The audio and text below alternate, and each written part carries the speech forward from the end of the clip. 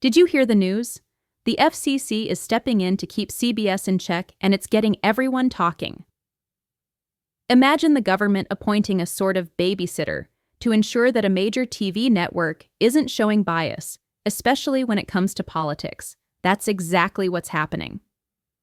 The FCC, or Federal Communications Commission, is a U.S. agency that oversees the country's communications. They're now monitoring CBS to make sure their content isn't anti-Trump. This move might feel a bit shocking, but it highlights the ongoing debate about media bias in news outlets. So why should you care?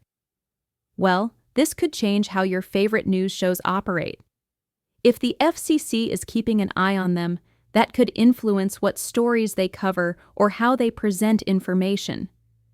It raises questions about freedom of the press and whether the government should intervene in media content. Here's a key takeaway. Always question where your news comes from. Understanding who's pulling the strings behind the media can help you form your own opinion rather than just taking everything at face value. Keep your eyes peeled for how this unfolds because it could set a precedent for how media is regulated in the future. Stay informed and engaged. Your perspective matters.